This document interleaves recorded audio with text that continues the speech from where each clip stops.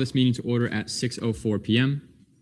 The University of Central Florida respectfully acknowledges that it is located on the traditional lands of the Ice, Appalachee, Calusa, Timucua, and Tocobago tribes, as well as the Seminole Tribe of Florida and the Miccosukee Tribe of Indians of Florida. Roll call and verification of quorum. Chair Gaudio. Hagenbook. Present. Reed. Present. Olivia Smith. Present. Casimiro. Present. Cabanos. Present. Wacker. Critchfield. Jane. Present. Sherman. Present. Danae Smith. Present. Belulehi. Gentile. Present. Gregg. Present. Kaufman. Present. Licht. McNulty. Miller. Patel. Rashid. Rubio. Thompson. El Haq. Kanuja. Karnova. Riggett. Here. Hayter. Makadia. Oh, you're gone. Phillips. Beauvais. Present. Montañez. Wynn. Habgood. Present. Perez. Barrios. I'm here. Grosso. Present. Jones. Matthews. Present. McRae. Marissa Medavra. Randa. Present. Sharif. Present. Simmons. Present. Vieira. Zivin. Kalas. 34 out of 45. Thank you. Approval of the minutes. Is there a motion to approve last meeting's minutes? And is there a motion to approve today's agenda? And are there any objections? Seeing none, open forum. Is there anyone wishing to speak in open forum? Seeing none, announcements from the student body president, President Vicario.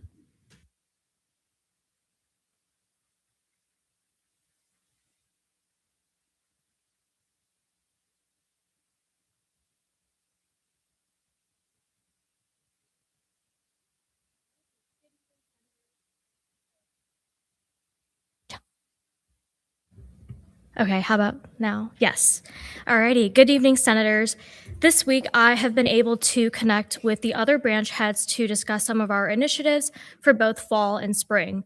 I was also able to assist Chief of Staff Arbucci in planning SG Welcome Week. I also had our July BOT meeting this morning that went really well. With that, I have a couple of appointments as follows.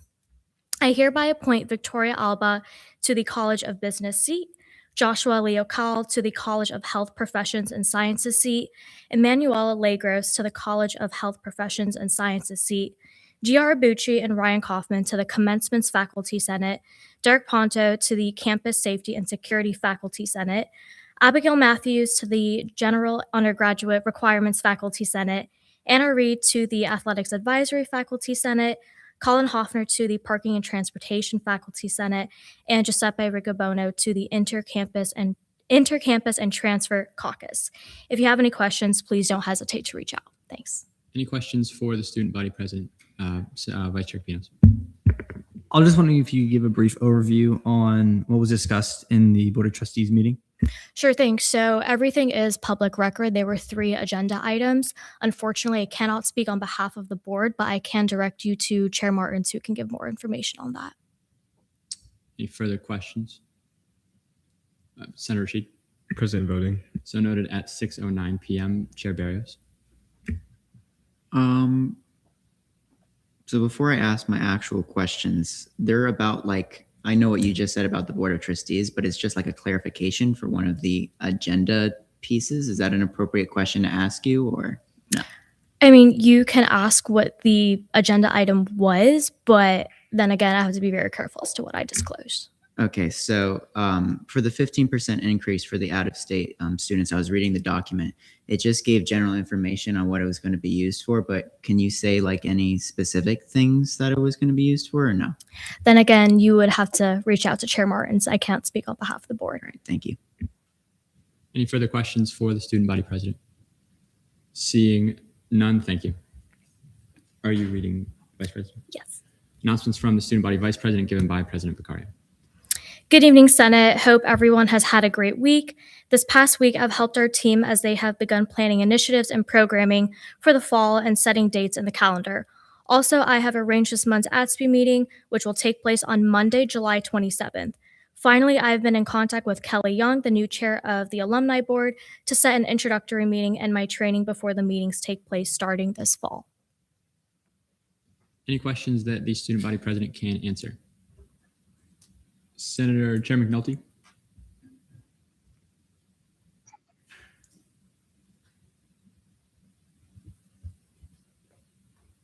I don't know that he was marked present, so I'll say he's present voting at 6:10 p.m. Any other questions? Seeing none, thank you. Thank you.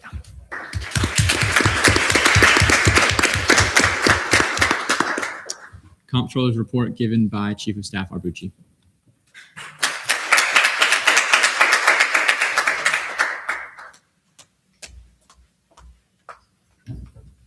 Hello, everyone. Happy Thursday. Standard OPS from me, CRT balance is $504,555.29. CRT reversion rate is negative 3.5%. Please note that the negative reversion rate is expected to return to normal due to an awaiting refund for an agreed over allocation. Still no activity in FAO, so that's at $260,000. Any questions for the Chief of Staff? Seeing none, thank you. Yes. Attorney General's report, AG Ruiz Bordas.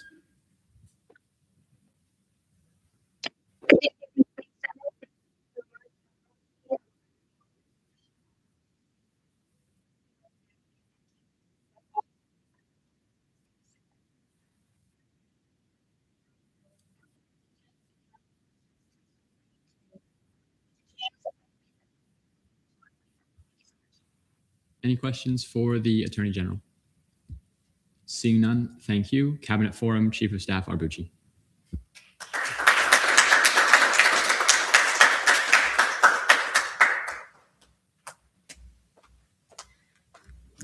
Good evening, Senate. This week I met with the SGLC coordinators to continue planning the program's curriculum and overall structure. With that, we have begun brainstorming social media content and coordinating efforts with the Director of Communications to ensure content is posted on time. In addition, I have started planning Welcome Week events, which will take place from August 31st through September 4th. I'm currently coordinating branch events with leadership and will continue to share updates as plans are finalized. If you have any questions, please feel free to reach out to me on Teams. Any questions for the Chief of Staff? Seeing none, you in the GAC report. Yes. Government Affairs Coordinator report given by the Chief of Staff. Good evening, everyone. I hope you're doing well. I'm excited for the year ahead and wanted to provide a brief update on what I've been working on as Governmental Affairs Coordinator. I'm currently organizing a student government table for National Voter Registration Day and planning events such as Downtown Day and UCF Day at the Capitol. Additionally, I'm collaborating with the GAP committee to host an America 250 event. My main priority right now is securing dates and locations for these initiatives. Once more details are confirmed, I will share them with you all. If you have any questions or would like to get involved, please feel free to reach out. I look forward to working with everyone this year. Any questions for the Chief of Staff? Seeing none, thank you. Announcements from the Chief Justice Hoffner.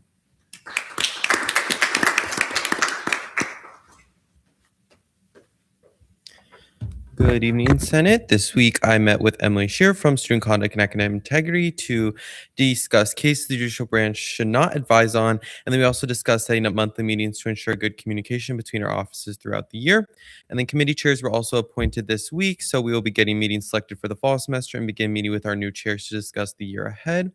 The Judicial Council also had parking appeals today. So just a reminder for everyone, you are able to appeal any parking tickets you receive on campus to parking services and then to the Judicial Judicial Council. And then External Assistant Chief Justice Ryan has begun planning our Welcome Week event, and I'm super excited to share more about that in the coming weeks. And if you have any questions, please let me know. Any questions for the Chief Justice? Seeing none, thank you.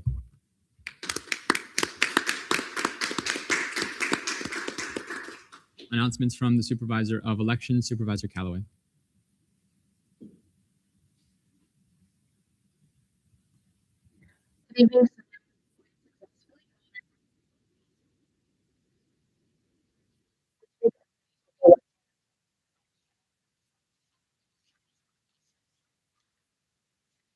The comptroller today to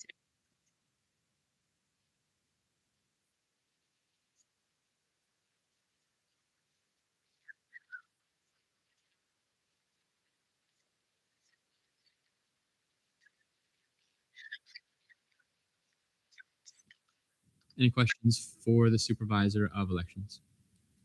Seeing none, thank you. Caucus reports, Caucus Leadership Committee Chair Barrios. Good evening, everyone. I hope you are all well. Thank you to caucus chairs for placing your trust in me in this role. I appreciate your support and I look forward to working with you. The Caucus Leadership Committee will not be meeting for the rest of the summer. Please fill out the when to meet if you're a caucus chair or vice chair for the fall semester so we can get that situated. Chair Perez and I also had a meeting to discuss general initiatives for the Caucus Leadership Committee, as well as setting up potential meetings with various individuals so that caucuses can be the most effective. Just generally about caucuses, if you want to support caucuses in a variety of fashions aside from joining caucuses, there are a lot of avenues to do so, and I'm more than happy to work with you on discussing those. But generally speaking, your support would be appreciated and in any matters that we are working on. Intercampus and Transfer Caucus Chair Perez. for everyone.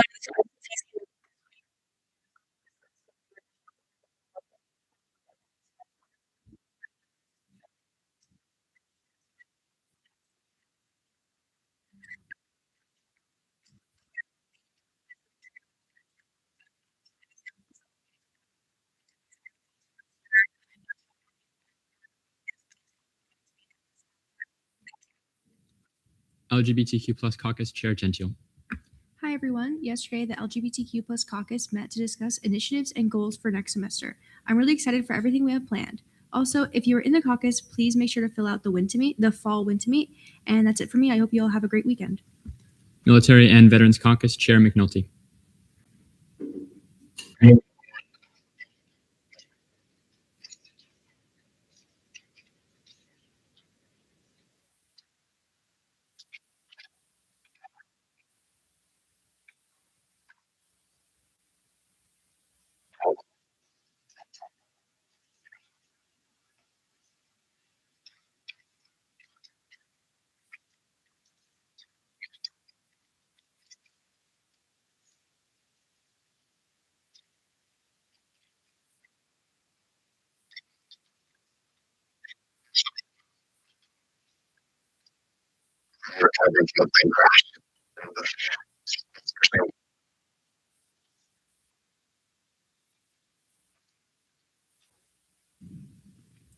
Sustainability Caucus Chair Barrios.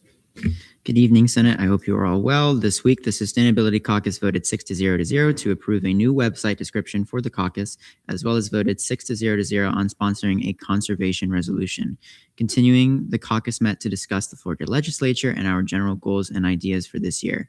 If you have any questions, feel free to reach out. And moving right along to the plant of the week, which is the hooded pitcher plant. So before I actually go into this spiel, I have gone into the woods, like the actual like forestry, not even like the path of the woods, to find this plant. And I have yet to find it. It is like the golden egg. But moving right along, the hooded pitcher plant is a carnivorous species of plants that eats insects when they are trapped inside of their vessel. The plant releases smells that attract bugs and subsequently eats them. And this adaptation was gained due to those plants living in poor nutrient conditions, meaning they lack nutrients like nitrogen and phosphorus, and they must obtain their nutrients in some other fashion. If you see these pitcher pitcher plants out in the wild, do not take or disturb them. They are a state-threatened species in Florida, and they serve as a nutrient recycler and a great way to indicate how an ecosystem is performing by their health. Thank you for listening to this Plan of the Week, and stay tuned for next week's. Women's Caucus, Chair Renda. Hi everyone. We will be meeting on Monday at 4:30 virtually to go over ideas for the fall. If you're in the caucus, please let me know if you are unable to make it to make sure we have quorum. Thank you. Any questions for the caucuses? Seeing none, announcements from the Senate President. Hi, everyone. This week, I've been mainly busy with website updates. Several of these have already been undertaken. Several will be done in the next week. Right now, in the legislative records, everything now links back to the SG Drive as opposed to taking it to its own page on the website where they're all linked physically. Now they all just go to the Drive, and we're going to keep working on committee updates next week. For the first Senate exec meeting of the fall, which will be August 27th at 6 p.m. This is the same day as our first Senate meeting. We will be having the chair and vice chair of the Faculty Senate come in to speak about Faculty Senate, specifically for those who are becoming members, but also for anyone else who is interested in learning more about it and fostering that relationship. So I would encourage all senators who are interested in that to come out. We've started planning with the executive branch and judicial SG Welcome Week and opening night tabling. The Senate-specific event during Welcome Week will be called Lemonade with the Legislative Branch. We're going to be obviously giving out lemonade to students as well as stickers, I believe. So we're going to keep working on that, and I'm very excited to do that. And then last thing for this week and also next week, just how the elections are going to run for scholarship and ANSF. We're going to be doing voting on teams still, but you'll all be voting for 3 senators, up to 3 senators. And that's going to be through a ranking, sort of like ranked choice voting. You're going to be able to toggle which senators you'd like to rank and in which order you're going to be ranking all of them. You're going to count for 3. And then we're going to be doing a brief recess after each of them to count these votes by hand. We decided that this would be easier than having everybody vote literally 20 different times. We're just going to do 1 vote, and then we're going to take a brief break to tabulate those if there are more than 3 people running for those seats. Any questions for myself? Seeing none, Internal Legislative Assistant Report, Isla Matthews. Hi, Senate. This week, the coordinators, we had 3 separate meetings to discuss SGLC, so just a brief overview of what we discussed. On Monday, we had our general weekly meeting with all the coordinators. We talked about the application, the points, things like that. On Tuesday, we met with branch heads Ashley and Shane to discuss the point system again in the program. And then today, we met with Ashley to explore all the different Night Connect avenues and everything that can offer to the program. Yesterday, the coordinators filmed an intro video for the program. That will be going up the week before school. And then our application post will also be going up on August 1st. And we also be filming an SGLC testimony video. So each branch will be having different people giving a testimony of their time in SGLC or SLC or their respected councils. So Pro Tim Kaufman's going to be giving ours. Just a couple updates though about SGLC. I know I mentioned this last week and I just did again, but the applications are going out on August 1st, and it's going to be located on the SGLC Night Connect page. So it's new this year, not being located on a branch's Night Connect page. So there will be reminders on the Instagram and on all the branches Night Connect pages about that. But if anyone comes up to you guys any questions about that, just refer them to any of the coordinators' emails. And then I said this last week too, but SGLC is going to be Mondays from 4 to 5:30. If you guys want to attend, feel free to. You guys can sit in the back of the room just because the students will be sitting in these seats right now. And then for general Senate pamphlets and committee pamphlets are being ordered hopefully tomorrow. They're all finalized. And then this week I also chaired caucus leadership. So congrats to Chair Barrios and Vice Chair Perez on that. If you guys have any questions about SGLC, general Senate things, feel free to reach out to me. Any questions for the ILA? Seeing none, External Legislative Assistant Report, Eli Smith. Hi, guys. Okay, so last week I met with Chair Gaudio. We discussed his initiative. He wants to create an anonymous principal investigator feedback form for grad students. I thought that was really cool. Thank you for including me. I also met with the academic affairs coordinator and we talked about his initiative, which is Knights Across Colleges. I'm planning on letting him sit in on some dean meetings and sharing my contacts with him and everything. So that was really awesome. And then a couple of reminders, I'm a broken record and whatever. Media training is next Thursday. It's going to be here in the Charge On Chamber or online via Teams. It'll be at 5. Please come. You must go to media training, speak with the media of the session. Please put all your initiatives in the initiative tracker. It's linked there. And then also just, CC me in any communication with the executive branch, media agencies, and faculty such as the dean's offices. And then, the graphics and digital media request forms are now open. Thank you to the Director of Communications. You can access them through the Comms Hub and the SG General Teams channel. So it's like a little flag at the top. It's really cool. There's also a tracker at the bottom so you can see where your request is. So start sending those through. I have access to view it and everything. So some graphic requests and everything through that. Thank you. That's everything for me. Any questions for the ELA? Seeing none, Senate President Pro Tempore report. Pro Tem Kaufman. All right. Good evening, everyone. Fiscal leadership will be meeting tomorrow to discuss some plans for the fall, including reverse tabling at opening night and some student fiscal workshops that we plan on hosting. So super excited for everything to come with that. On Saturday, Speaker Sherman and I will be tabling at the Night for a Day open house at, I think, 10:30 a.m. That is a very exciting opportunity for us to talk to some new students. And thank you to everyone that has submitted me your fiscal training scores. You should have received a confirmation message from me saying something along the lines of received, thank you, if I have your scores recorded. If you did not get that and you submitted your scores, please reach out as soon as possible. And also, I am looking for more submissions for Kaufman's Cradle going into the fall. If you would like, please send me a baby photo of yourself to me on Teams to be featured at the end of a Senate meeting. I go in the order that they are submitted to me. Any questions for the Pro Tem? Seeing none, Deputy Pro Tempore of Legislative Affairs report. Delia Capgood. Hi, everybody. I'm very excited that we have our first two fiscal bills on second reading tonight. The RSO presentations can be found by going through the shared folders in Teams. It'll be under legislation, then 58th session, and then under fiscal, and then there'll be presentations. So please pay attention and be welcoming to our lovely RSO leaders. Also, as a general reminder, legislation is due the Wednesday before Senate at 5 p.m. to be put on that week's agenda. And lastly, I will be somewhat out of office for one more week as I finish up working at Creel, but you can always reach me on Teams. Thank you. Any questions for the DLEG? Seeing none, Deputy Pro Tempore of Senate Relations report given by the Pro Tem. All right, Deezer Montanez is not here, but she writes, "Hello, everyone. I apologize for my lack of attendance today. I'm at a research event all day. I will be finishing RSO assignments tonight and will send them out tomorrow morning, along with the template that will be used to contact the RSOs. All senators are encouraged to personalize them towards the RSO if applicable, and will need to look through the NetConnect constitution each RSO has. As a reminder, our craft night will take place in the SG office next Wednesday on July 22nd at 5 p.m. Please make an effort to attend and mention it in your committee meetings. It's going to be a super exciting event. Next, complete the I Am Sport interest form if you have not already, which is linked there. As always, please join the photo circle and continue adding photos. The link is also there. And she says, I will see you all soon. Have a great day." Any questions the Pro Tem can answer? Seeing none, old business, none, fiscal committee caucus time. We have CRT for 10 minutes, so I recess this meeting at 6:27 p.m. to reconvene at 6:37.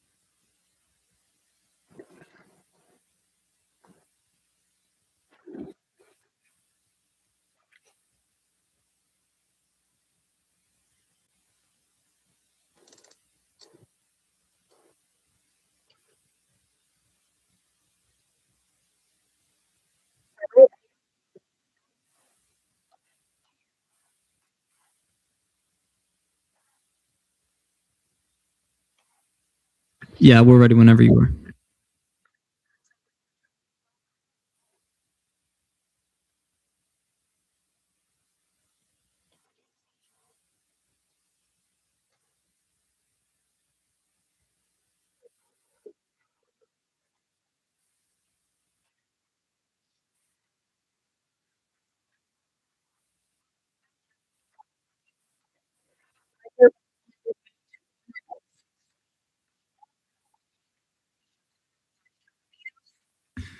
All right, I'll just go through here quickly. Chair Jones is present. I'm present. Senator Barris is present. Senator Gentile. Okay, present. Senator Wacker. Absent. Senator Rashi's present. Senator Kanajia? Absent. Senator Hagenbuch?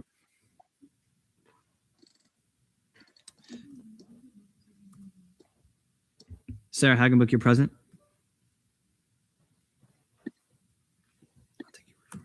All right. Senator Reed?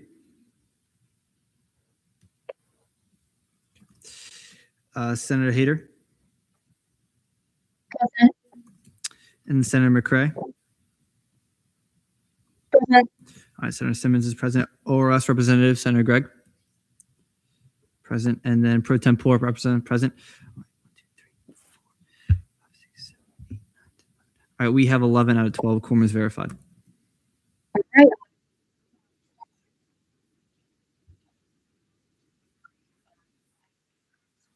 So moved.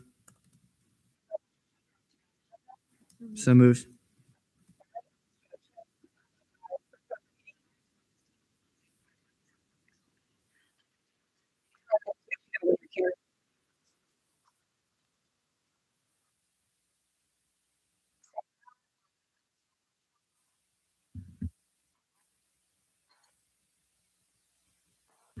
Hello, everyone. I just want to make sure that you guys are aware that everything that happens here is subject to sunshine law, as well to the RSO. So I will be taking minutes and notes of everything that you say today. So just make sure that you speak clearly, and I look forward to processing the bill.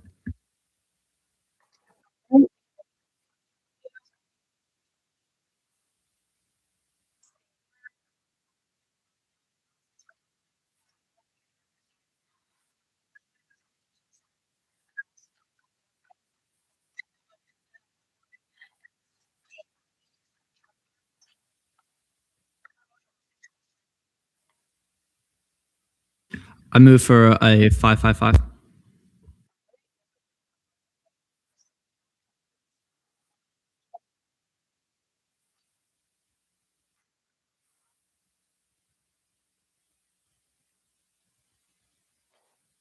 Hello everyone, how are you doing? My name is David Wakanemi. I am the president for the SPIE student chapter here at Creole. I'm a fourth year PhD student going into my fifth year.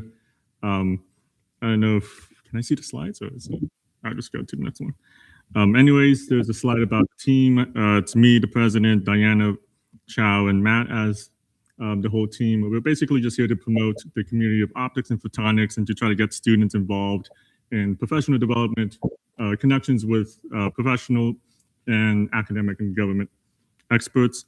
I'm here because we are trying to go to Photonics West. So it is the biggest conference in optics and photonics, over 24,000 attendees out of 75 different countries. There's a lot of things that go into that conference. I personally have gone myself, and there's so much research, so much talent in there that students can connect with. In the past, we've actually seen different career fairs that students have gotten jobs out of. In the next slide, you can actually see some of our students gone this year. They've been just connecting, doing different kinds of presentations. In fact, we in previous past have sent people to present and they have gotten awards from that. So the cost breakdown is pretty simple. We want to do registration for 8 students. It's about $650 for each one of them. So that goes to $5,200. Lodging at a hotel. It's going to be at the King George. It's nearby the conference center, so students are just going to take a brief walk there. It's about $4,500 for lodging. Travel, it's going to be to and back, about $3,500. So the total is about $13,203. We expect student government to support half of that, and then we will procure the rest through our sponsorships. Thank you. All right, thank you so much.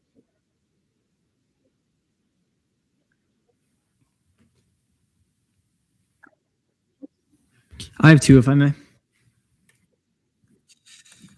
First off, thank you for joining us here tonight. I wanted to ask that you, on the bill, it says that you had 23 students or around that number that are due paying of $20.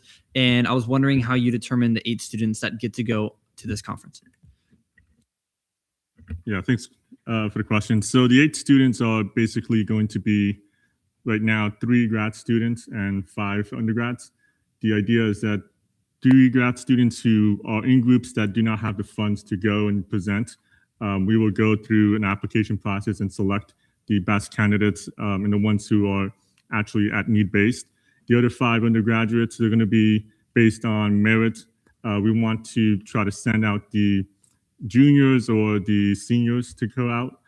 We feel like they're the best to receive the benefits of this conference. And it'll just be mainly GPA if they have any kind of disciplinary action against them and any kind of activities that they can really benefit from. So we do have them do like a statement of purpose and see based off of that which ones are the best ones to go.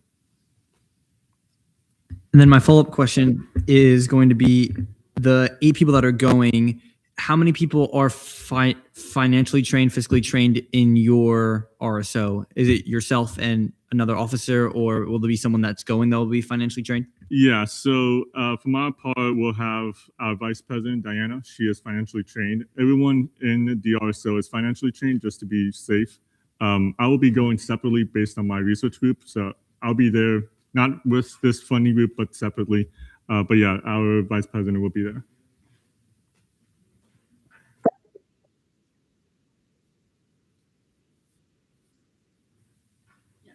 Just one quick question for me. Thank you for being out here today. Are you aware of the spending requirements to avoid sanction from ORS? Yes.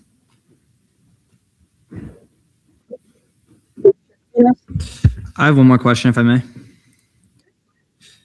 So I was looking at the website earlier for this conference, and I was looking at the registration, and it says that it's $650 per student who is a member. Now, looking at this bill, it says that you have due-paying members which pay $20, and I noticed that that was the same amount. So I'm assuming that that amount is to pay for the membership of SPIE. Sure. But I was also looking at the requirements for what it means to be a student. Now, I could be wrong in my understanding in this, but it looked like you had to be an undergraduate, or is that a PhD level? I was just wondering if you could elaborate on the student status for membership. Yeah, so for membership, as long as you're enrolled, either in the undergraduate program or in the grad program, whether it's master's or PhD, they consider you as a student.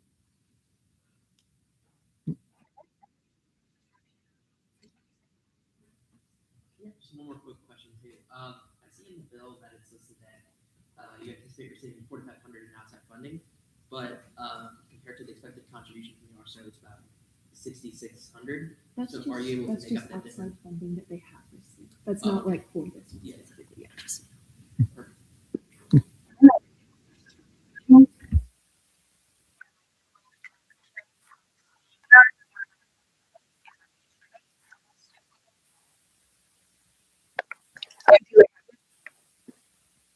Yeah, obviously this is an optics club, so I do know them, and they do great work. This is kind of Photonics West is kind of one of the culminating events that SPIE does. People get very excited for it, and it's a really great opportunity. Photonics is kind of a small field, so having a whole conference that's dedicated to it is a really great opportunity for these students. Yeah. All right, thank you so much.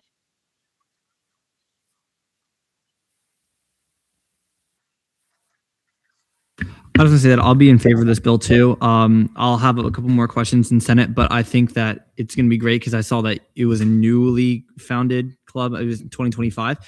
So I'm not sure if this is your first conference, but as you seem familiar with the process, so I'm very excited for you to bring this to other students, and I'll be voting in favor of it. Thank you.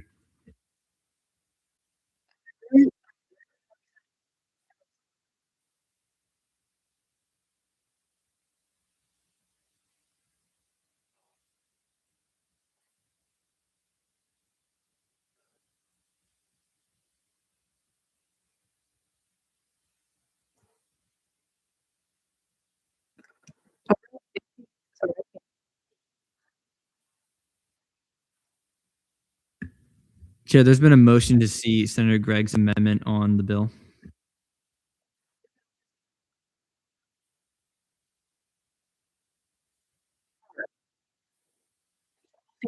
Sorry. Give me 1 second, guys. Yeah,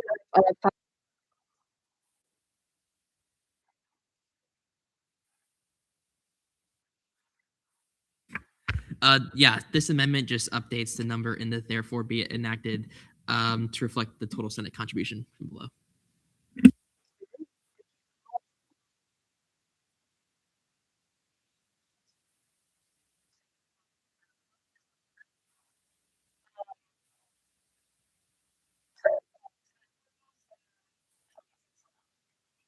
Move to approve by general consent.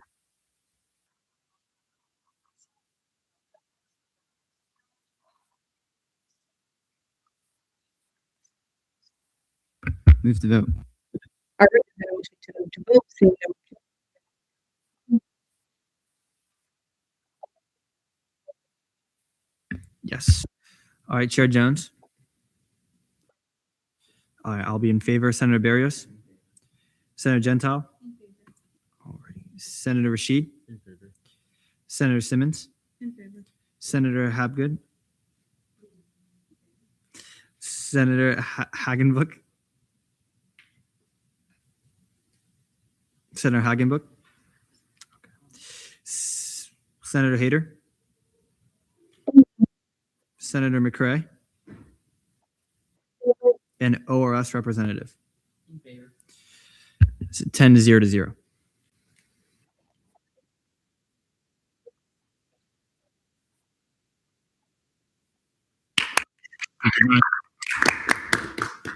We did it.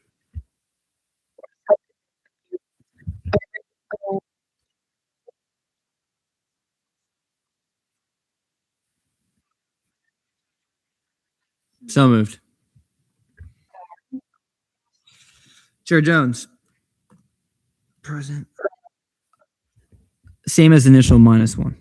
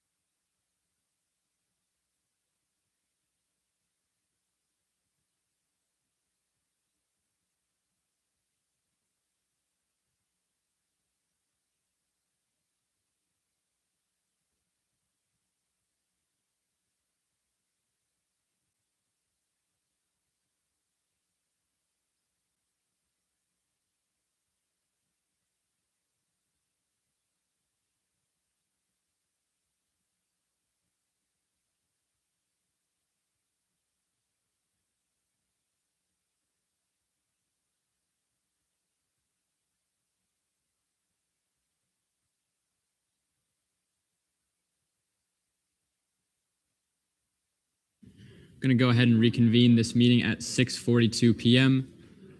Fiscal Committee report, CRT Committee Chair Jones.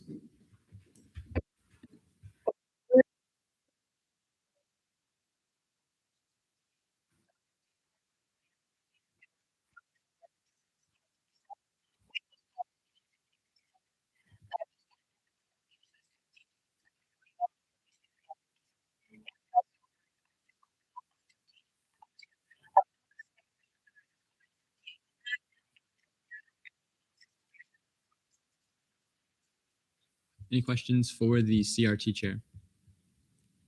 Seeing none, FAO Committee Chair Phillips.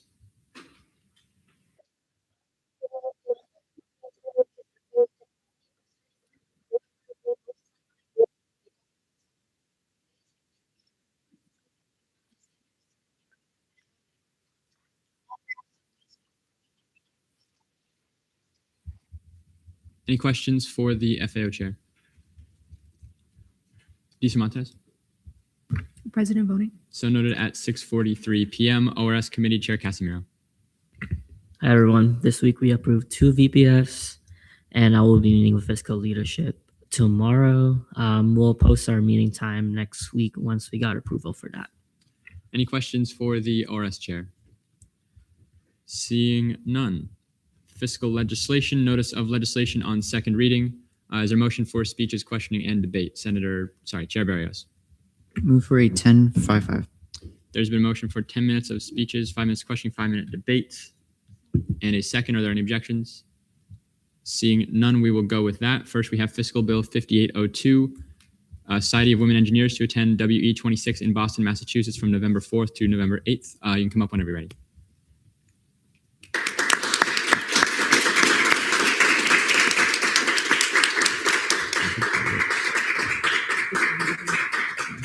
Do I need to go with the rest of them?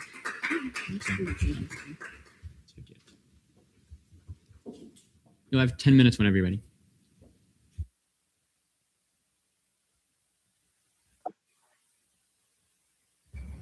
There we go. Okay, is it on? Okay, perfect. Good evening, everyone. My name is Samantha Khan. I'm the president of the Society of Women Engineers. And my name is Hannah Anderson. I am the treasurer for the Society of Women Engineers. And tonight we'll be discussing funding for the conference in Boston, Massachusetts. So we are SWE. We are the Society of Women of Engineers, and our goal is to kind of create a safe space for those who really kind of find it a scary place in engineering, because let's be honest, it can be really scary sometimes. We have 2 financially trained officers, myself and Hannah, and our society was founded in 1975, and our mission is to enhance engineers' professional skills and promote the value of engineering and encourage young women to consider an engineering education. So in Boston, it will be held at the Thomas M. Menino Convention Center, and the conference is from November 5th through the 7th, and the travel dates would be November 4th through the 8th. And basically, it's just a really, really cool and fun opportunity to go and kind of network. I know personally a lot of people got a lot of full-time offers as well as internship offers. And honestly, it's a lot of fun. And then a little bit for our cost breakdown. So this slide just shows the 3 sections that we're going to be covering over the next few slides and the overall cost for each of these. We do have 42 members going, and we will be covering we are coming to the CRT for the cost of the hotel, registration, and flights. And this will come out to just over $35,000. On the next slide, we are covering the cost breakdown of the registration. Since we are registering earlier, we are able to gain a 30% discount to the $275 registration fee for each student. So that will come out to a total of $8,085.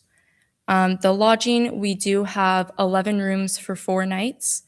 We will be at the Hilton Boston Park Plaza, which is lodging offered through the conference. So we will be able to take a shuttle from the hotel to the conference. And then none of this has been paid for yet, just reserved through the website. And then for travel, we have not booked any tickets yet, but based on research, we are seeing that the tickets round trip from here to Boston are around $255 per ticket, and we will have 42 members going. And then on the next slide, just a little bit about the attendees. We have 42 members with confirmed spots, and we have a wait list if any members decide they are no longer able to make it. And then in addition to that, we have 2 graduate students attending this year. And then as far as how we are selecting our students, all of our active members have had the chance to apply, and we have selected the members based off their involvement in the club and their responses to the questions that were asked in the application. Okay, so once again, for the benefits, it's truly, I went last year, we went to New Orleans. It was a lot of fun. I didn't get any internship offers. However, I know so many people that did, and being in such a space-oriented area as well, like there's so many opportunities all over. There's places in Florida that's all over the place. Actually, one of the people that I met was also a graduate from UCF that now works at Lockheed Martin. So there's so much networking involved too. We even met with like the SWE at Embry-Riddle. So there's a lot of professional development, but there's also a lot of social networking, which is really important in our career. The other half of the conference will be paid. Each individual member is going to have a contribution, we're kind of varying on price a little bit, but it's going to be around $300. And then we'll do fundraising, and then we have sponsors as well. And thank you all for supporting SWE. All right, thank you. We're now in line for 5 minutes of questioning. I'll go Chair Gaudio and Senator Rickett. May I ask 2 questions? You may. Thank you. So the first question I'd like to present is regarding your 42 attendees. Do you have an idea of the distribution of their class standings? You mentioned the 2 graduate students, but I'm curious as to your undergraduates. We have a lot of sophomores and juniors now. So they would be sophomores and juniors for the 26 to 27 school year. I think there was around 10 seniors, and then everything else was distributed between sophomores and juniors. Thank you. And then my second was when going through these applications and determining who got to go, were there any quantitative metrics that you went by, or was it more of a qualitative? In part of the questionnaire, there were a lot of questions involving like, what would you represent SWE? How would you best represent SWE? That kind of thing. A part of it was also numerical attendance, because it's such a lowered cost than what it would initially be. And we don't want to necessarily bring people that don't represent us well. And then also like history of previous conferences and stuff, that kind of thing. But most of it was a good mixture of both, I would say. Senator Rickett. Thank you, Mr. Speaker. 2 questions, if I may. You may. My first question is, I know there's 42 people slotted to go. Approximately how many people are on your wait list? Do you expect anybody to drop out? We have 4 people on our wait list right now. There's only 2 maybes in terms of the 42 that we are waiting on. And in reality, they're both pretty much good to go. But we have 4 people on the wait list right now, and there's more that we can add if we need. Okay. And my second question actually deals with contingency measures. I know it's going to, going up north or in Boston during that, late fall, early winter time frame. Are there any contingency measures for like inclement weather, snowstorms, or anything else like that when there's forest travel? Honestly, wasn't really thinking too hard about it until we booked flights. But I mean, if a snowstorm hits, there's not much you can really do about it. We can prepare as much as we can, but when it boils down to it, it's one of those things that like, if it happens, it happens. Vice Chair Capinos. I see that you want to fund 42 members. Seeing that you consist of 514 active members, that equates to roughly 8% of your club. And I was wondering how you came up with this number, or what metrics you used. I have 2, if I may. I have 2 questions. Our application, when we send out applications, obviously we don't force anyone to go that like doesn't want to go. And when we submitted the final numbers and everything, we had about 48 applicants. So obviously we can't force people to go if they don't want to. And out of those 48, we picked the best 42 we could find.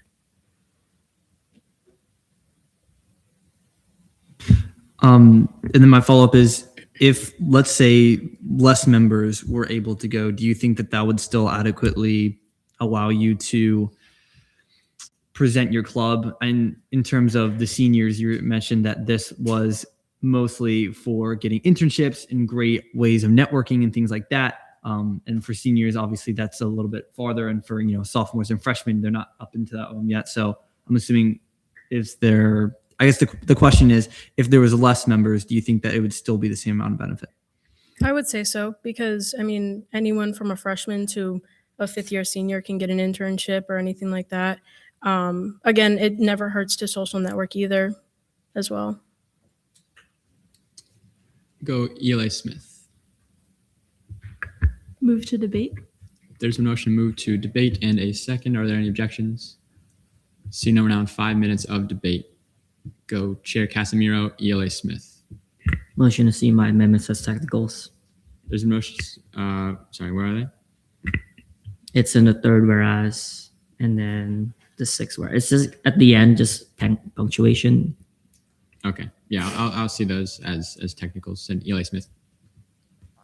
Okay. I think that you guys were incredibly prepared for tonight.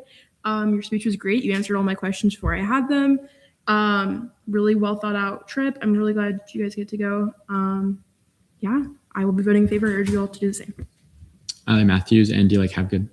Yeah, I'm going to say a lot of the things as ELA Smith. You guys were amazing presenting. This seems like a really great opportunity for your club, and I always love to see women engineers and seeing you guys do stuff. D. Like Havgood. Yeah. If you guys know anything about SWE, you know that they are one of the biggest clubs on campus. So 500 members, and they do a lot of really good work. They've been doing a lot of really good work. They were also incredibly organized, as you guys can see. And I think this conference has been and will be really great for their members. So urge you all to vote in favor and move to vote. There's been motion to vote and a second. Are there any objections? Seeing no one now in voting procedures on Fiscal Bill 5802.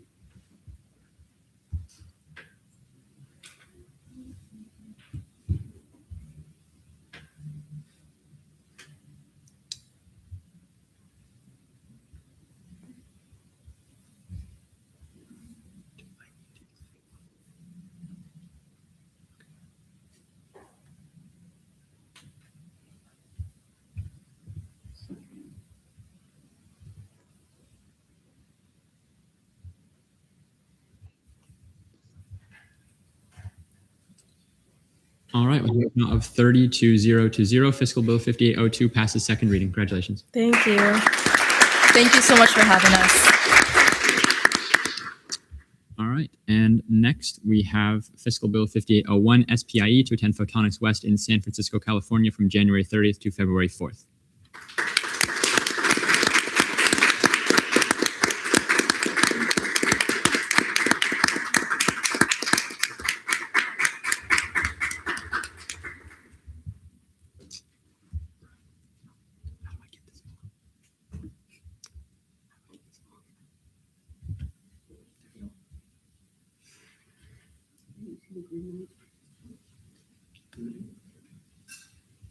Oh.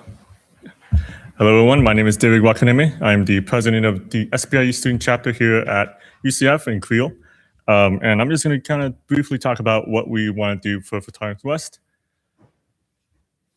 So this is a team, SPIE. We have myself as president, Diana as vice president, Matt and Chow as secretary and treasurer, respectively. We aim to promote optics and photonics in the community through professional development, doing academic connections and doing different kinds of connections with industry and government.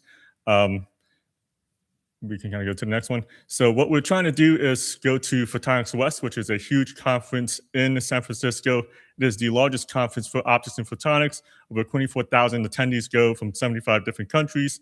There's so many opportunities to go for conferencing in terms of talking about research, connecting with industry, academia, government, and so many different professional development like mock interviews and CV resumes. And there's even a career fair. So we have had a couple of people get jobs from that conference. Next one. This is just a bit of a slice of what has happened in previous years. We can see here a couple of students have been able to present. Two of them they're presenting were graduate students, and one of them was actually an undergraduate. And it's been a phenomenal time for people to kind of go and network there. The costs are pretty straightforward.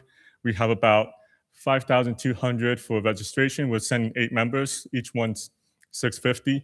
For lodging, it's going to be about $4.5K for about 5 nights.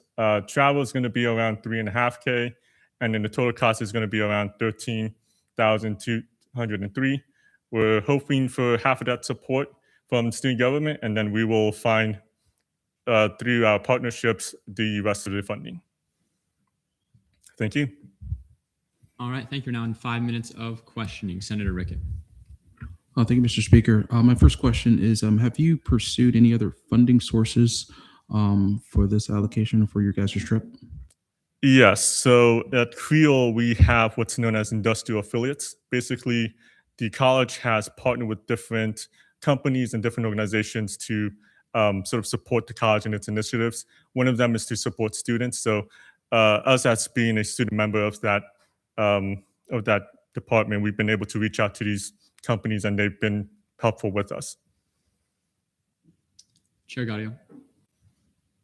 Thank you, Mr. Chair. I was looking through the proposed fiscal bill, and it notes that you're expecting $4,500 in outside funding sources, presumably from your sponsors.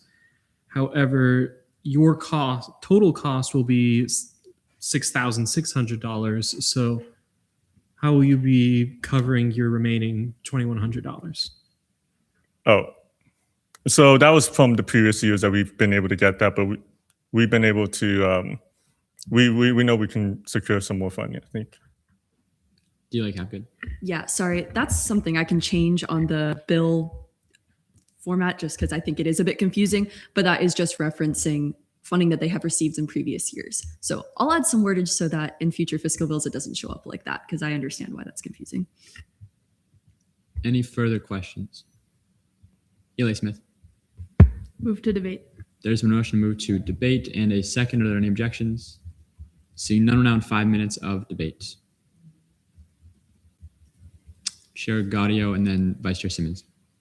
The College of Optics and Photonics is not the largest of colleges on this university. However, it is, in my opinion, among the most active. There's constantly research, and all the student organizations involved with it are very active, especially considering here we have the president of a student organization that is also a doctoral student. Yes. That's a lot of work. And so to promote that and to encourage that in more students to be just as driven as this, I'm content with how they plan to cover their half. And so I will be supporting this. Vice Chair Simmons. Yeah, we just saw this in CRT, and I think it looks great. I think this is a great opportunity for their members, and I think they came very prepared, and it's really well thought out. So I'll be voting in favor and move to vote. There's been a motion to vote and a second. Are there any objections? Seeing none, we're now in voting procedures on Fiscal Bill 5801.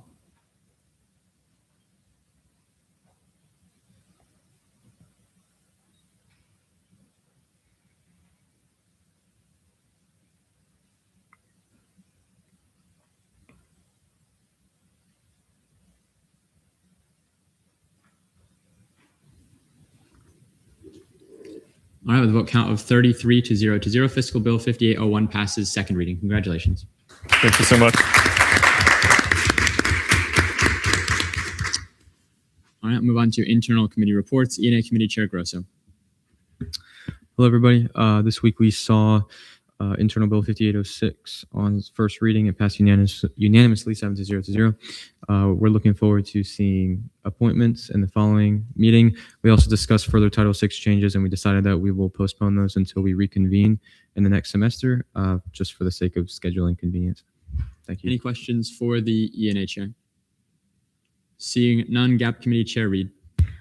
This week, I met with the Government Affairs Coordinator to discuss some events celebrating America's 250 as well as National Voter Registration Day. We're also working on dates for Day at the Capitol and Downtown Day. Today in GAP, we worked on the first edition of the GAP newsletter, so stay tuned for that. Also, the last day to register or change your voter registration before the August 18th primary election is going to be on Monday, July 20th. I linked this website that one of the Texas Tech student government reps showed me, and it's a really easy way for you to check on your voter registration and your status as a voter. So I encourage you all to take a look at that. And if you're not registered to vote, I really encourage you to be registered to vote because it's important that you engage civically and have your voice be heard. Thank you. Any questions for the GAP Chair? D. Lake Hapgood. Chair Reed, would you say that voting in your primaries, especially local primaries, is super important and we should all do it? Well, yes, of course. In fact, the primary elections are probably the election that gets recognized the least and people vote in the least. So I do encourage you all to, go out there and vote. Senator Rickett. Thank you, Mr. Speaker. Are there going to be any specific events geared towards just the midterm elections this year? Yeah, so one of my initiatives as chair was to really table a lot and get students, give them the resources on learning how to register to vote. And like I said, for National Voter Registration Day, the GAC and I really want to work on this collaborative event to be able to talk to students directly and show them how they can register to vote. Us as an organization, as a university, cannot register people, but we can point them into the right direction. And I really want to be able to highlight and educate our students on who's running, how they can vote, where they can find their polling place, how they can request a mail-in ballot if they're not registered to vote in Orange County, and things like that. Any other questions for the GAP chair? Seeing none, LGR Committee Chair Gaudio.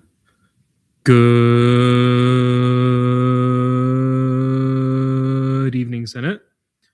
This week, our meeting was very short. Thank you to Senator Matthews, Senator Zivin, and the Senate President Pro Tempore for their patience. You may view our seen absence requests. To the committees and the caucus chairs, if you are at Senate Exec, this will sound familiar. I would like to remind you all that you are required to post the final vote counts on any measures as defined in Senate Rule 6 in your committee or caucus Senate report in accordance with Senate Rule 3.07A. This will be scrutinized more going forward. In fact, on the agenda right now, I see a committee that has posted measures without vote counts. I will not name names. However, it is on there.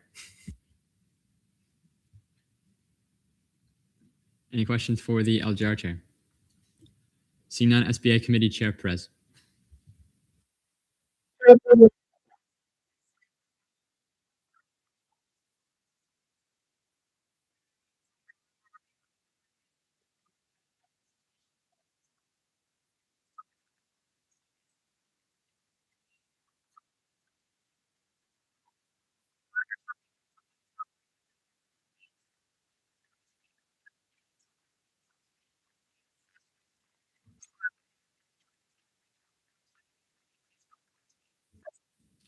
Any questions for the SBA chair? Seeing none, internal legislation, notice of legislation on third reading. Is there a motion for speeches, questioning, and debate? Senator Barrios. Move for a 555. There has been a motion for a 555 and a second. Are there any objections? Seeing none, first up we have Internal Bill 580, can't read that. Updates to Title 14 Caucus and ex officio seat suspension. Chair Gaudio, you'll have 5 minutes when you're ready. Alrighty, everybody. I will not go too into detail because I do not have any new propositions to provide. All this is in Title 14. It doesn't clarify when caucuses end, so it's unclear in the transition between years. Do the rosters reset? Do they continue over? So this resolves it. And it also formally includes ex officio members and says, because before the interpretation was they lasted for a calendar year, and this makes it so it's until the end of spring. It just brings it in line with kind of how we've been doing things. It just writes it down. All right, we're now in 5 minutes of questioning. Senator Barrios. Move to debate. There's been a motion to move to debate and a second. Are there any objections? Seeing none, we're now in 5 minutes of debate. Vice Chair Capinos. I think this makes sense. It's gotten this far and I move to vote. There's been a motion to vote and a second. Are there any objections? Seeing none, we're now in voting procedures on Internal Bill 5805.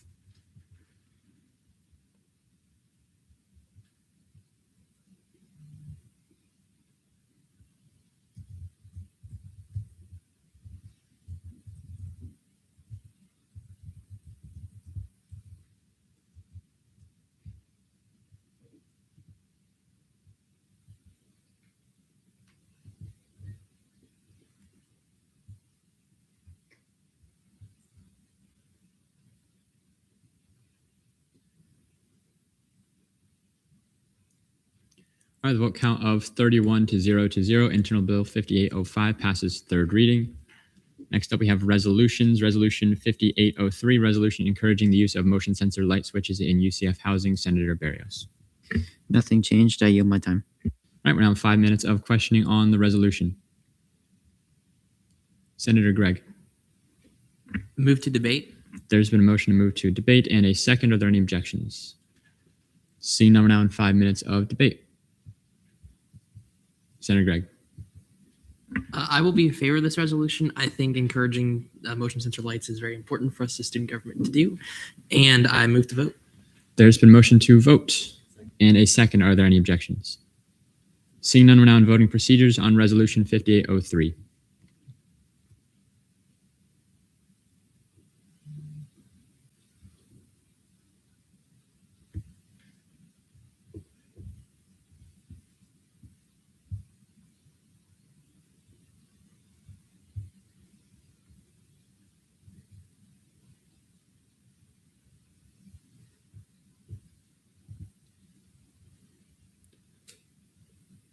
With a vote count of 31 to 0, Resolution 5803 passes third reading. Next up, notice of legislation on second reading, Internal Bill, can't read again. Internal Bill 5806, updates to Title VI General Revisions. Chair Grosso. This bill is very, very simple. It's just general revisions, as it says. Basically, most of the fixes are getting rid of duplicate information and or information that is repeated but in different sections, or information that is referenced to in different ways throughout Title VI, and just making everything a little bit more clarified. I'm not going to go through all the changes that were made, but they are all quite straightforward. I yield my time. All right, we're now in 5 minutes of questioning on the internal bill. Chair Gaudio. Thank you, Mr. Chair. Under the changes to Chapter 602.3F, it proposes to change to be considered valid. A signature shall consist of, and wants to change to the date, the printed name, the signed name, and the last 8 digits of the student's UCF ISO number. And so my point of curiosity comes regarding the signed name. What constitutes a signed name, and would this disallow the use of a Night Connect form for the purposes of gathering signatures? A digital signature, in my opinion, just based on the language of how this is written, would still be fine. Also, the reason this change was made was just to make the requirements for a signature just universally standardized across Title VI. So that signed name was taken from a different part of Title VI, 606.1.c, which also referred to printed names and signed name. Any further questions? Chair Barrios. Move to debate. There's been a motion to move to debate and a second. Are there any objections? Seeing none, we're now in 5 minutes of debate on the internal bill. Do you like Hapgood? Yeah, I think this internal bill makes sense. The committee already looked through it and is sponsoring it. It's well written, pretty simple, and clears up our statutes that are supposed to be the most readable, seeing as this is Title VI. Move to vote. There's been a motion to vote and a second. Are there any objections? I object. Do you like Hapgood? Do you withdraw? Chair Gaudio. I'm not quite satisfied with the answer regarding a signed name. I'm searching through Title VI right now, and I'm trying to find the specific verbiage of signed name as opposed to signature, and it's just like it Oh, I found it. So it's under recall elections, which is in my opinion, very outdated part of Title VI, because there's some parts which are ancient, as well as under referendum election. And so I'd like to hear more talk on the inclusion of the specific verbiage of signed name, because to me that implies like physically signing. Chair Barrows. May I direct a question to Chair Gaudio? You may. I'm sorry if you already said this and I missed it, but what's the concern with the signed name? Because when I think of a signed name, right, I think of either like signed on a sheet of paper or a digital signature. And digital signatures have there's a particular set of requirements that goes with a signature being a digital signature. Like it has to be externally verified through a third-party server typically. And so just I understand that if this passes with the current terms, we're going to use Night Connect forms for signatures anyway, but I would appreciate that it not be weird. Chair Grosso. Could you elaborate on what the requirements of a digital signature are that would cause confusion with the language of the bill? So in order for a digital signature to apply, there has to be the most important one is there has to be some sort of a record retention, right? Some sort of, typically some server that externally verifies like, yes, this was signed by this person and was validated this way. And so I'm a little, just with regards to how Night Connect processes forms. Senator Rickett. May I direct a question to Senator Guardio, Chair Guardio? You may. So as I understand it, maybe putting into a different form or language, as the current language stands now, if someone were to digitally sign this, that could possibly void that signature because it wasn't physically signed, given the specific verbiage that it is in the legislation. Am I correct? Could you reiterate the question? So, given the current language of this piece of legislation, if someone were to digitally sign, that could possibly be invalid. Is that the argument you're making right now? The argument I'm making is with the infrastructure that we use for collecting signatures, I question that, even presuming digital signatures would fall under this, which I'm giving it that benefit, that it would constitute a digital signature, that it would meet the necessities to be considered a digital signature. DC Montanez. Can I direct a question to Chair Guardio? You may. I understand your concern, but is there certain language that you would prefer to use, that you are arguing against this language?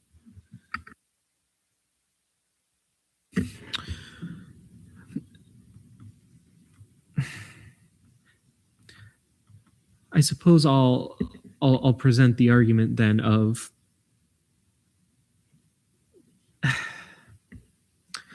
I don't have any verbiage that comes to mind at the moment, hence why I am presenting this to the floor as opposed to proposing an amendment, because I'm rolling over in my head. How would I like to see this? Got 5 seconds remaining in debate. I will take a motion, Chair Barrios. Move to extend debate time by 3 minutes.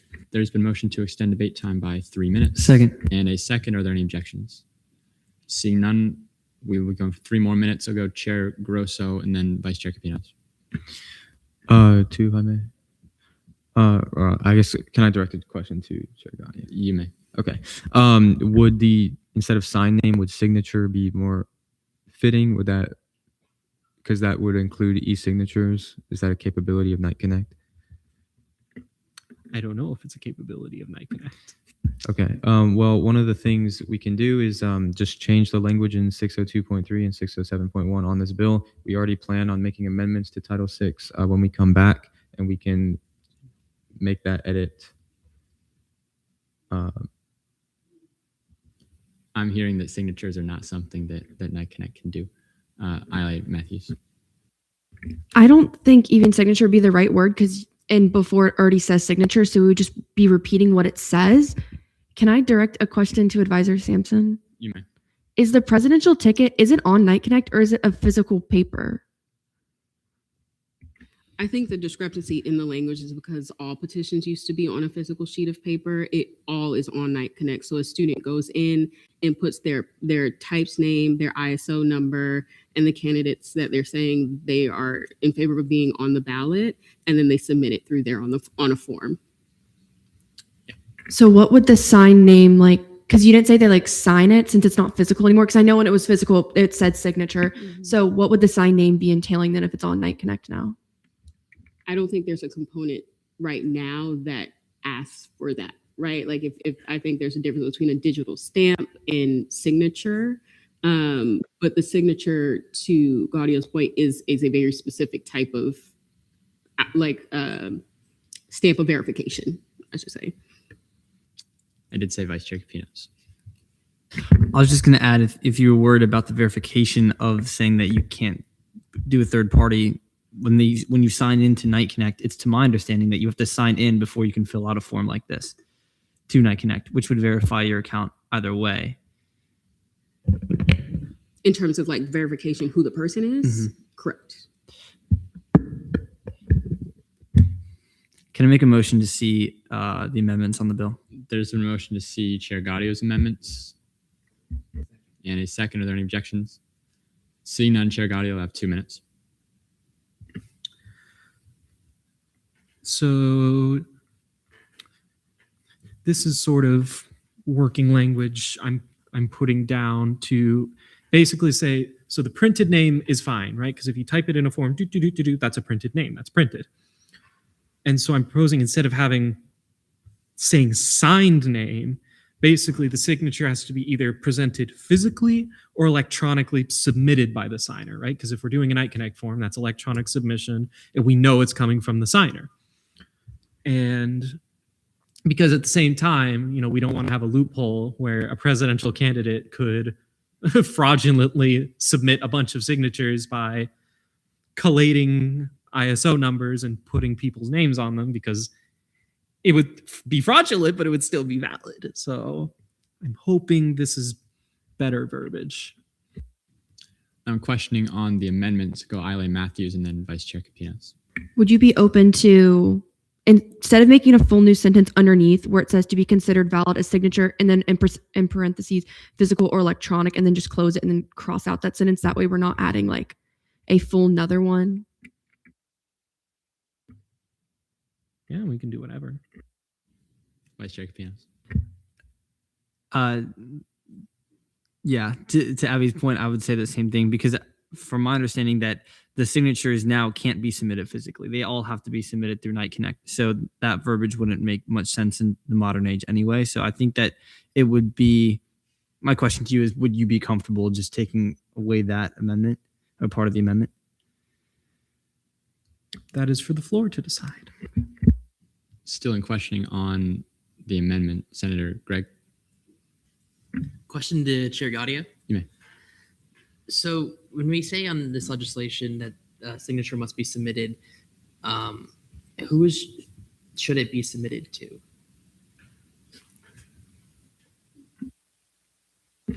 Signatures are presented to, I think it's elsewhere in Title VI that it says it's presented to the supervisor of elections.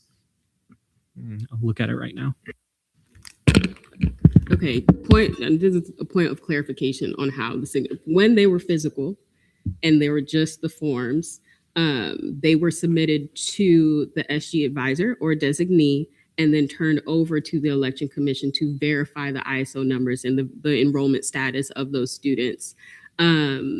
Currently, there is no physical method for them to turn it into anyone, right? So we've removed the physical packet component of submitting materials for elections for at least the declaration of candidacy period.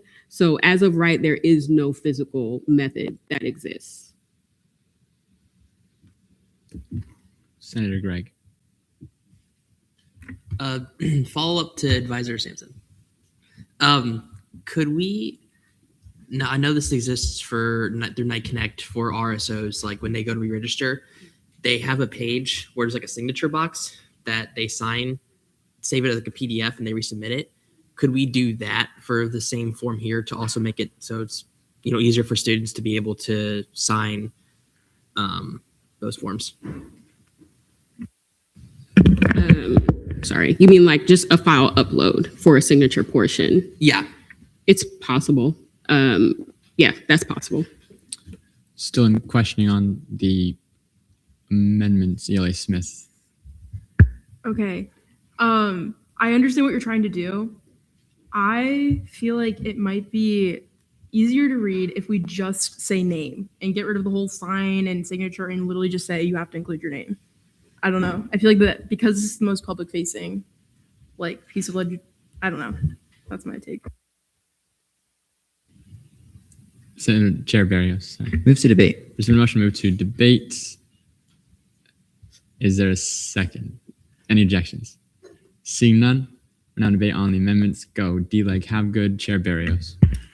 Yeah, I completely agree with Eli Smith. I think the most logical thing to do would be to take out to leave the legislation exactly as is, take out sign name, and then let the committee decide later if that is something that they want to legislate separately. Chair Barris. I will not be in favor of any of the amendments presented. I know we're still talking about this one, but I'm just giving my thoughts out there.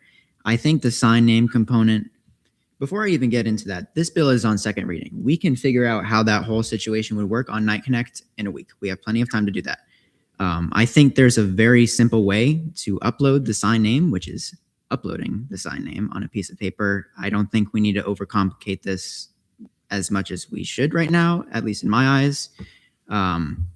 So I urge you all to vote against this amendment, and I move to vote. There's been a motion to vote on Chair Gaudio's amendments and a second. Are there any objections? Seeing none, we're now in voting procedures on the amendments.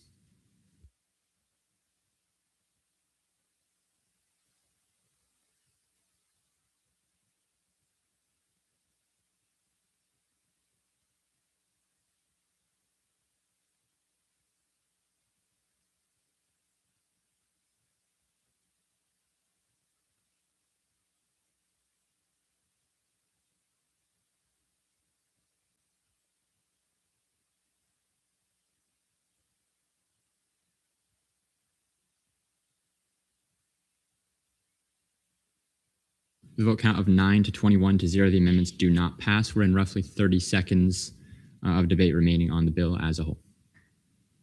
Ally Matthews. Motion to extend debate time by 2 minutes. There's been a motion to extend debate time by 2 minutes. And a second. Are there any objections? Seeing none, still in debate. Vice Chair Bove. Yeah, I'll be in 4. Similar to what Chair Grosso mentioned, I believe when we do revisit this in the fall semester, we can kind of look and to see if any other legislation, uses Night Connect, for example. We can see how those things may be worded to kind of maybe change that if that's an issue. But yeah. Chair Gaudio. I am of the personal opinion that we should not be passing things that we're not certain about, because we shouldn't be leaving things open. The whole point is to vet this. A point was brought up earlier of we can amend it next week. No, now is the time to amend it, because next week amendments require a 2/3 vote. Now it's only majority because that is the explicit intention. Second reading is where we amend it, and if we're not sure about it, we should postpone it rather than just pushing it through. So that is where I stand regarding this.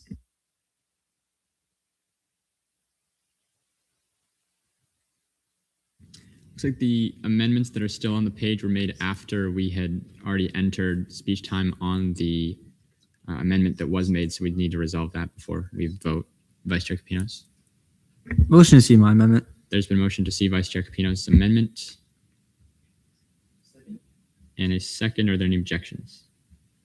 Seeing none, we're in speech time on Vice Chair Capinos' amendment. Okay, so seeing that it's the sign name that seems to be the most contention, I think that that's something that we can always look at later in the year. But I would be comfortable just not having the sign name in there. If it's printed and if they have the ISO number and if it's verified through the Night Connect, then that's a lot of verification. At least I think that's proper for me. And so I would be comfortable not needing the sign name because if it is outdated verbiage from other parts of the bill, then if we were going to get rid of that part anyway, then it just makes sense to get rid of it here. So that's what I have to say. Point of information, Mr. Speaker. Right now, are we going to amend or resolve the issues of the original point that you made, or are we right now addressing the amendments by Vice Chair Capinos? He's presented just the amendment removing the sign name. That's all that we're in. As of now, I was going to ask for a motion to consider as well Ally Matthews' amendment, which deleted the text that was amended. So is there a motion to see these as a block? Any objections? I raise a point of order. The text in question was from an amendment that has failed. My understanding was that was made after the amendments were being considered. It is deleting text that was added as part of the original amendment. Understood. Okay. So I see it's been taken off. I suppose we were just not. Okay. Still on Vice Chair Capino's amendment in questioning. Chair Barrios. Move to debate.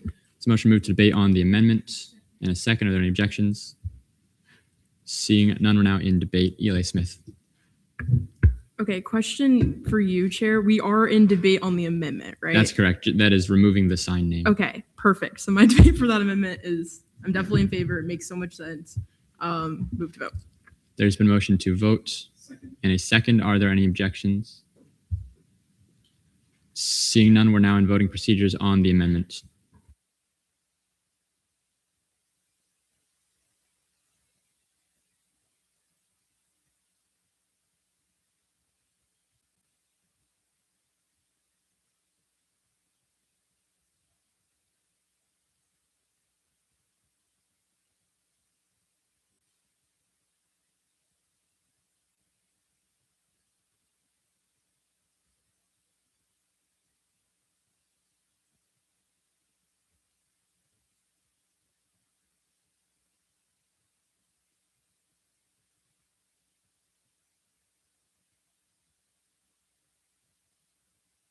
I don't know if this is the right motion, but motion to remand this to ENA.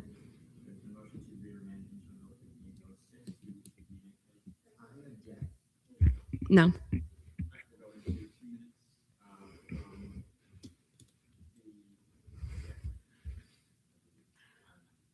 So kind of what going off Chair Gaudio said, third reading is not to make amendments. The bill should already be finalized on third reading, especially since how much of Senate has to agree on it. I feel like we still don't have what we want. We also have not spoken to the Election Commission on what their forms are planning to look like this year, what they looked like last year, anything like that. So I think it would just be easier if it went back to ENA. The election's not till spring, so they have time to figure this out. This is what happened last year with Title VI. We were trying to amend everything on the floor, and it just became like a sloppy mess. So I realized I said the objector goes first, and then I let the motion go first, but Senator Chair Barrios. I really think that this is a super simple bill. We have third reading. We can amend things. I understand that there's a 2/3 vote. That doesn't change the fact that it could be amended regardless if it's harder. I really think this is simple. I don't think we need to waste our time with it any longer. We're now in debate on the motion to re-remand this bill to ENA. Deeser Montanez, Senator Gregg. I'm in favor of remanding this. I don't see what the issue with remanding it is. We're gonna see it again, guys. Like it's not gonna disappear. Yeah, that's it. Senator Gregg. I'm saying I will also be in favor of remanding this. I don't see the rush to pass this, and I think we should try to make sure everything we do is done well. And I think remaining that to ENA is the best way to go about that. Chair Grosso, Chair Gaudio. Just want to say that I'm perfectly willing, perfectly happy with remanding it for a couple of reasons. First and foremost, any changes we have made to 602.3 also has to be made to 607.1. We're also going to end up having to pass another bill that because there's one other part where signatures are mentioned, and if we're changing, the whole point of this adjustment was to standardize things, and if we're re-standardizing it in the bill, then we have to correct that in the third part of Title VI. So that would take more time. The only issue is that we'd have to see it in fall on third reading, but it's not an issue. Like was said previously, elections aren't for a while, so I have no issue with that. And yeah, that's it. Chair Gaudio. I'll keep it simple. We should just, committee is the place to hammer it out. Yes, we can amend things on third reading, but that's like how I can put a pig in a parachute, throw it out of a plane, and have it try to land on the Eiffel Tower. Possible, yes. Is it a good idea? Probably not. And with that, I move to vote. There's been a motion to vote and a second. Are there any objections? Seeing none, we're now in voting procedures on the motion. 4 will be the objection, which is Chair Barrios. Against will be the motion, which was Ile Matthews.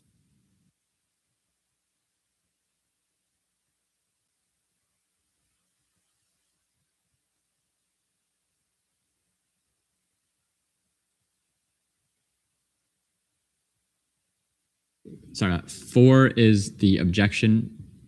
Against is the motion. Explain what that means. I apologize. If you vote for, you're voting with the objection, which is to not re-remand. If you're voting against, you're voting with the main motion, which was to re-remand to ENA. For, to keep it here. Against, to go back to ENA.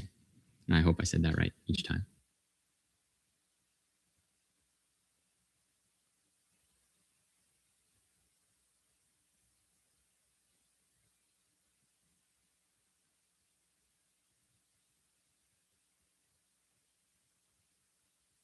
Do I need to say it again? It says like remand it, but logically, okay, so it's fine still. Like, 4 is the objection. Is to. Oh, brother. You had it right. I'm not gonna try it again. You guys know.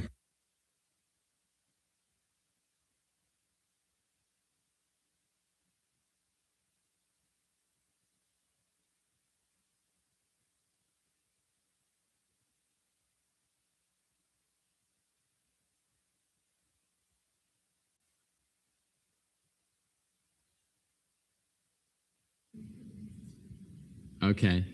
With a vote count of 3 to 28, the objection fails. The motion passes, correct? The bill is re-remanded back to ENA. I'm going to work on that. Now we can vote to it. But never mind.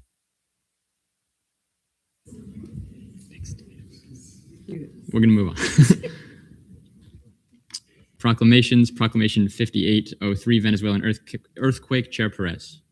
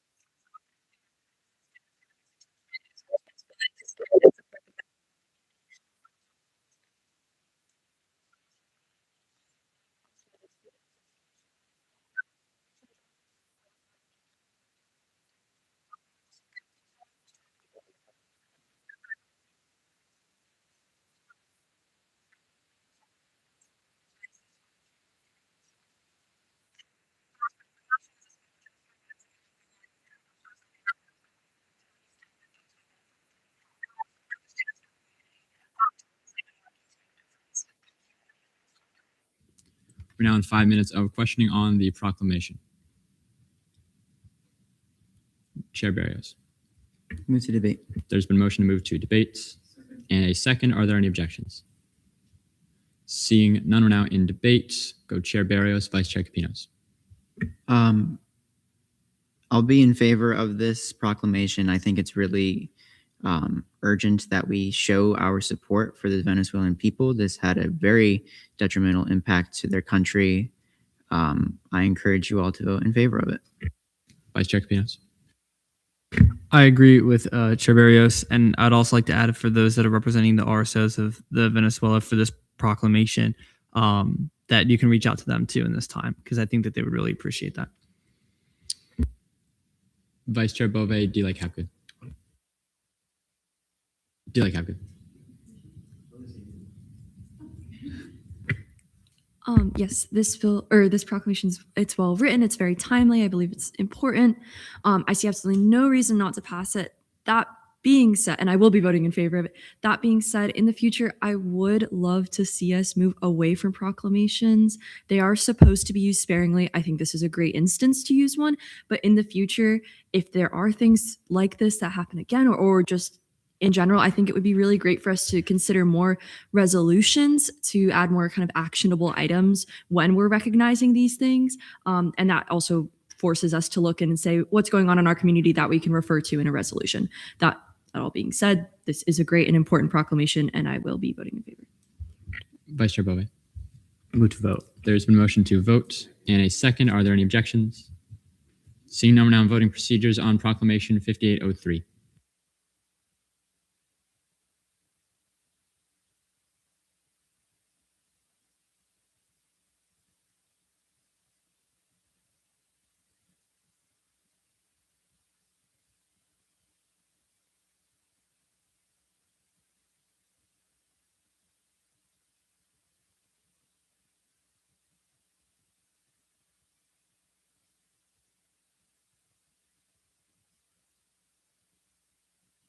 All right, with a vote count of 30 to 0, Proclamation 5803 passes second reading. Senate Forum, Chair Barrios. Give me 1 second, sorry. Yeah, this is just saying that if I ever take up Senate deliberation and you wanted to talk about something instead, just message me and I'll remove mine. That's it. Deecer Montanez. I just wanted to take the time to notice something that Senator Caminos just said. For outreach regarding Venezuela, I think that's a really good idea for all RSOs. If there's something that is going on, and obviously RSO assignments will be given very shortly, but if something is going on that your RSO could be affected by, I think as senators in the future, please take the time out to reach out to your RSOs. I think this is such a small thing that we could do, but something that could actually make a big difference, letting them know what we offer to them. And also if they have any, I guess, initiative ideas to help them with that situation, as Venezuela as an example, like D-Like Habgood said, we could obviously write resolutions for that. So yeah, I think it's a really good idea to reach out to RSOs if there's anything going on that connects to them. Advisors report, Ashley. Oh, goodness. Hello, good people. Happy Thursday. What an eventful and confusing meeting for me personally, just a couple times throughout. But I don't have much for me today, just some updates. I have been meeting with caucus leadership. And so if you haven't signed up to meet with me, and you know who you are because 2 of my 3 are in this room, please make sure to do so as soon as possible. The link to do so can be found in the caucus leadership channel. Other than that, just a reminder that I'm going to be out of office from the 29th to August 3rd. Don't call me, don't text me, don't message me. You can email me, but it's all going to be deleted from my phone. So just keep that in mind. Amanda will be here for support as well as Shane. I believe he should be here for the days that I'm out. But I know we won't be meeting for Senate at that time, so I don't anticipate a lot to be happening in the meantime. Okay, so one of our favorite parts of the evening, National Day of... Whoa. So I didn't find any good National Day ofs for today. It was something about a snake, and because I have full jurisdiction, I hate snakes, so I couldn't do that to myself. But on July 14th, it was National Be Nice to Bugs Day. It was also National Mac and Cheese Day, and I make a bomb mac and cheese. So there we are. But that's it. Any questions for Ashley?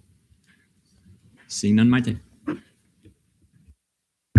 Hello, everyone. Good evening. Not much for me. Just want to say and let you know that I'm almost done working on a handbook that I'm creating for caucuses. The reason why Ashley and I decided to create this was because not a lot, but some people are not part of Senate and they don't know how to run a meeting. So we want to try to create that for them, and they have a guide of how to run a meeting properly. And that's all for me. Questions for Maite? Seeing none, we'll move on to miscellaneous business. We have elections for the Scholarship Committee. Just briefly, for those of you who are unfamiliar, the Scholarship Committee is a student government committee that determines the quantity, qualifications, and amounts for a certain number of student scholarships. The committee does not determine who wins, just the conditions of them. This is something that any senator can join if they would like to be put forward in this election. And there are 3 seats for senators on the committee. Again, just a brief note on the voting. It will be a ranking. You can rank everybody. Your top 3 votes will count if there are more than that number. With that being said, is there a motion to open nominations for the Scholarship Committee? So moved. And are there any nominations? Go ELA Smith, Chair Gaudio, D. Lake Habgood. I nominate Isla Matthews. Isla Matthews, do you accept? I do. Chair Gaudio. I would like to nominate Senator Sharif. Senator Sharif, do you accept? And D. Lake Habgood. I nominate Pro Tempore Kaufman. Pro Temp Kaufman, do you accept? I do. All right. So we've got, who was first? That one.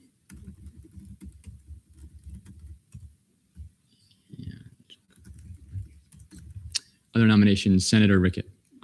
Move to close nominations. There's been a motion to close nominations and a second. Are there any objections?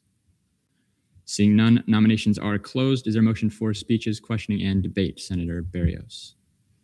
I move for a 10-5-5.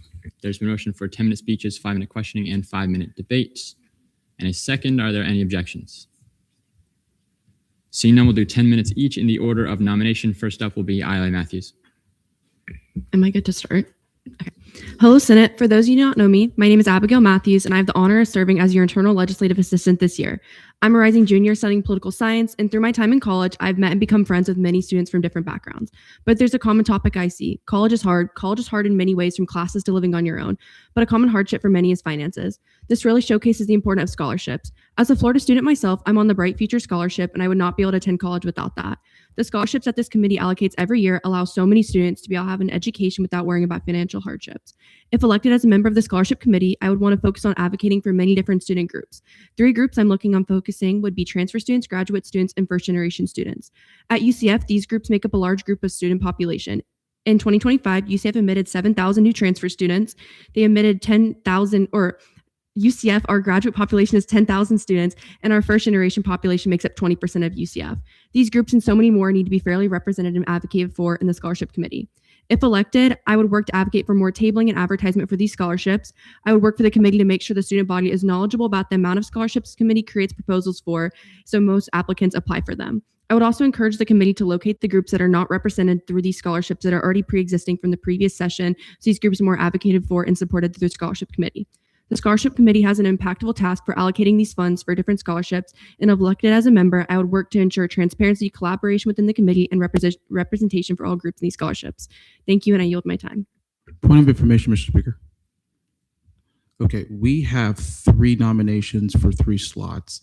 Wouldn't it just make sense to go ahead and just, by general approval or by vote, just go ahead and approve all the said nominees and candidates?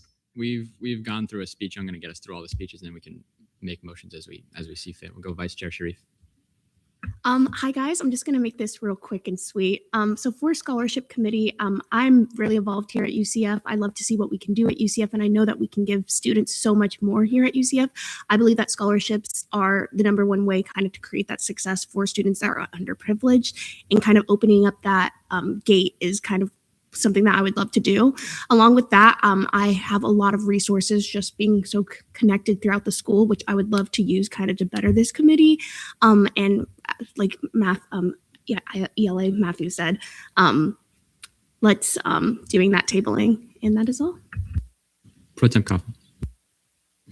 Good evening, everyone. My name is Ryan Kaufman, and I'm so grateful to be running for a seat on the scholarship committee. Ever since I started in student government, anything fiscal has always piqued my interest, and this is a committee that I've always wanted to be a part of. When I started at UCF, I always said that I wanted to try to make an impact on the student body the best that I can, and at the time I didn't know exactly how I was going to do that, but finding my place in student government through being a senator and seeing the work done as both the FAO chair and the ANSF Budget Committee chair, I've seen the direct impact that we were able to have on students. A lot of that funding work is very front-facing, though. We are able to help the students that know about our resources to be able to move their professional careers along or host events on behalf of their RSO. But what about all of the students that rely on scholarships to ensure that they can attend this university and those that might encounter financial hardships? A lot of this fiscal work is done behind the scenes and is something I've always wanted to do to help our student body. As an out-of-state student, I've only been able to hear about scholarship opportunities like Bright Futures, and I wanted to address those that might not be able to receive any help from their state to attend college. Having been in contact with many students through my work in student government, I want to bring a unique perspective to the committee, ensuring that all students, including transfer students, graduate students, students at auxiliary campuses, and international students are heard and represented through this committee. If elected, I want to encourage both the committee and the chair to research the usage and how often each scholarship is applied for that have been offered in the previous years. By doing this, the committee can better allocate award money to scholarships that have a lot of interest from the relevant people it applies to. If a scholarship is receiving hundreds of applications, we know it is addressing a significant student need. While if one is receiving very few year after year, we should reassess how many awards they give out so we can best effectively utilize the total reward amount scholarship has. Low interest in a scholarship likely doesn't mean that the students don't need it, but that they might not know it exists. So reviewing ones that may be under-advertised can help us improve where we outreach to specific students. Finally, this can help determining that if a scholarship receives limited interest, we can see if there's any barriers to accessing it, such as if the requirements are too restrictive or if the application is too complicated. The scholarship committee is filled by a unique set of students who want to financially help our student body in any way possible. It is this group of people that I would hope to work with to help maximize student opportunity and ensure access to higher education. Thank you all, and I yield the remainder of my time. All right, we're now in questioning. Questions will be to all candidates. Chair Barrios. So this is just from my knowledge. One thing that I've noticed from scholarships, I haven't done as much research for UCF, but something that I've noticed from my communities is that when scholarships take place, they tend to benefit more affluent people who, like Bright Futures, for example. Bright Futures supports a lot of students who may not need the support as other students as far as financial need, but at the same time, those financial need students might not be performing as well in school. So I'm just curious as to how you will address that issue being the financial need and students not necessarily being at the top of their game, but that's because they don't have the support that they need. We'll go Matthews, Sharif, Kaufman. Yeah, so typically within these scholarships, the factors and the qualifications, the scholarship committee is the one that puts those out. So I think really focusing on their involvement. I know a lot of them list like you have to be involved in organizations or clubs or things like that. And the grade point average, typically like the grade point average, you have to like keep like standing inside of the university. So I think just making sure that is typically on like the lower side, just ensure that students, like you said, if they are going through that and they can't keep their grades up for that reason, like being understanding of that, but also ensuring that there's still like the qualifications that other students can meet of like different things outside of this schooling. For me, I would say like for scholarships and students that might not have that same opportunity, I do know that at UCF we do have so many different types of scholarships. I know our career services offer scholarships. I think like, for example, like some of them could be like being left-handed. So I think also getting and pushing for those types to like kind of come to the surface and like kind of getting that minority or specific types of scholarships to the surface. So it's not just those general, you have to have this GPA type, more so targeting on that specific community and student. Yeah, I think it's just really important, like some of the previous senators said, it's just really important to look at the qualifications. And I think that is something that can specifically get looked into more. And kind of like I said in my speech, removing any of these like barriers that may be too difficult for all students to meet is something that I'm really looking to push. Chair Gaudio. I move to vote. There's been a motion to vote on these 3 seats. Well, we are in questioning. I suppose it's no problem. Do you withdraw? All right. Objection will have 2 minutes. That is Senator Smith, Yelly Smith. Okay, so I know that technically like there's 3 seats, there's 3 people, but I still think it's important to kind of go through the motions here and like ask the questions, do the debate. Yeah. Chair Gaudio. What difference does it make? The point of having a debate is to propose ideas and allow the voices of the majority and the minority to be heard.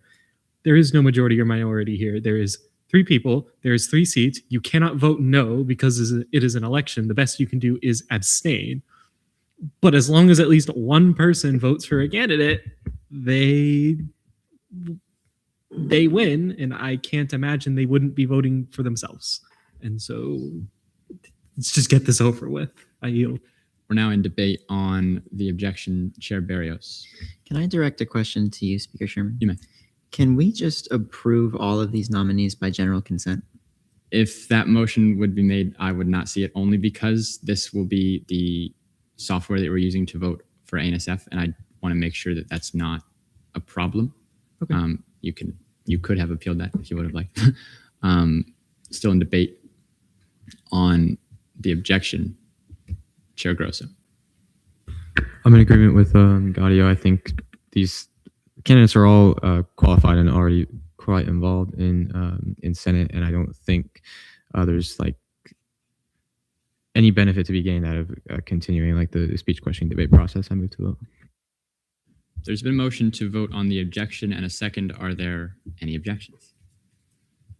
Seeing none, I'm going to try to do it once, and hopefully that's more clear. 4 will be the objection, which is ELA Smith to stay in questioning. Against will be the motion, which was Chair Gaudio to move to vote. We are now in voting procedures.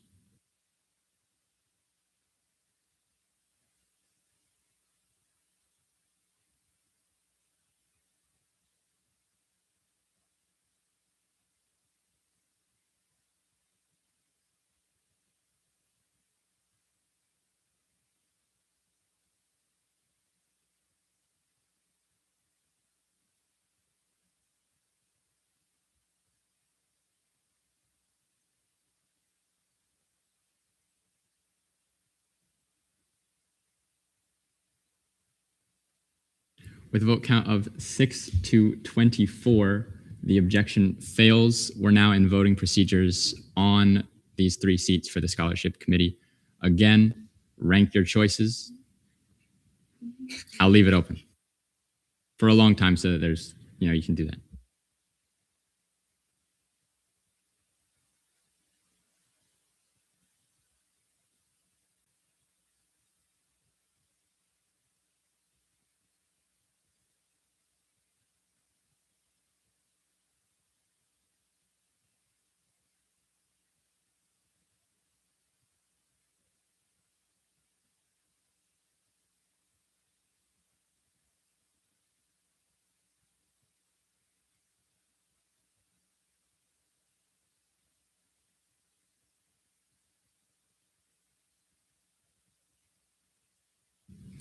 All right. Next week, if there's more than 3 people, this is where we would recess and tally the votes by hand. For now, we don't need to do that. So Matthews, Sharif, and Kaufman are elected to the scholarship committee.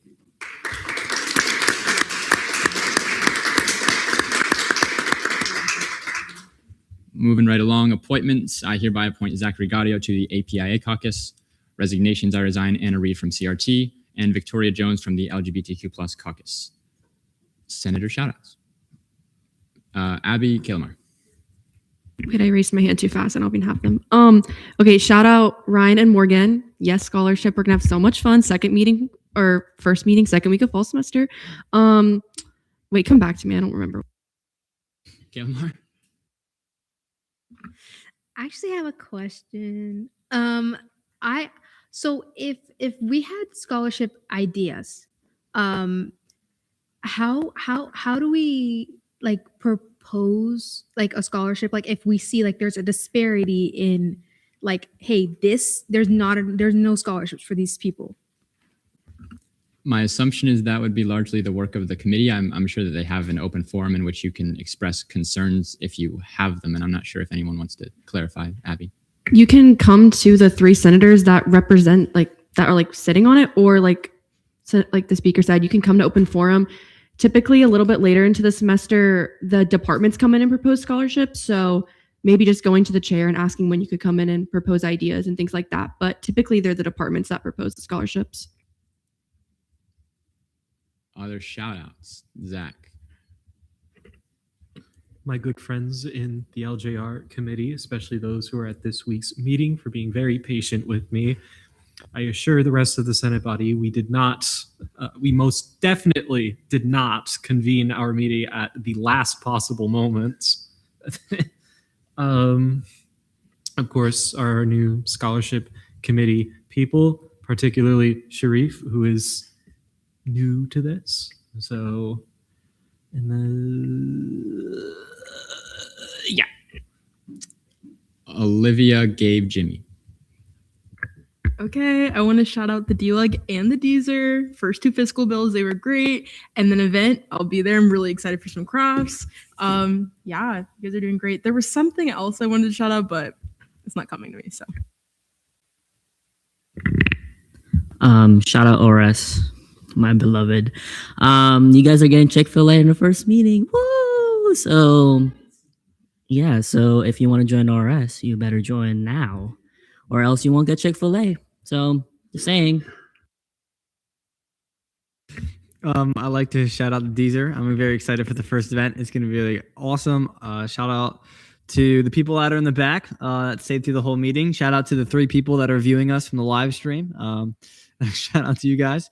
Glad you could watch. Please subscribe. And shout out to all of Senate Exec for your continuous support. Eric and Veronica.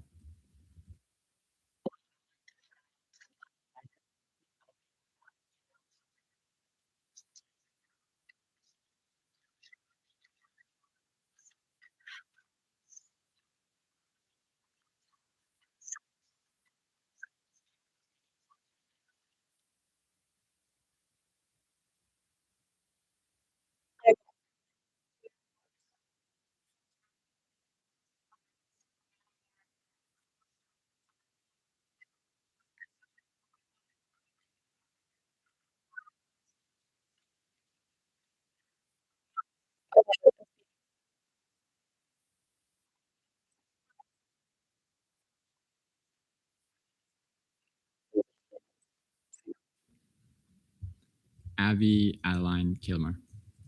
Okay, shout out Speaker's Office. Thanks for always hearing me out, guys. And then, oh my gosh, I forgot my other one again. Oh, shout out Zach and LJR because we always have great conversation. And then shout out Senate Exec because I know it took us an hour to meet today, but we had a bunch of really good conversations. So love that. Shout out Ryan because I see him once a week now, and it's so sad. And oh my god. Oh, shout out Maite because she was fighting there for a minute with all those amendments. You guys stole my shout outs, but future shout out to every single person who's coming to craft night in the SG office Wednesday, July 22nd at 5 p.m. I better see everybody there. And then shout out to Pro Temp and D-Leg. We haven't been able to meet all together in a while. I miss you guys. But we'll get back in our group soon as you guys figure out your very, very, very busy schedules. But yeah. Jimmy. I'd like to shout out Darian because what he said earlier. I'm glad that you're here with us tonight in lieu of recent events, and I hope that you're safe. Zach. My good friends, of course, Ryan Kaufman, Stan, and Carol. I'm sure they're the other 2 people watching. I love that we think they're watching separately.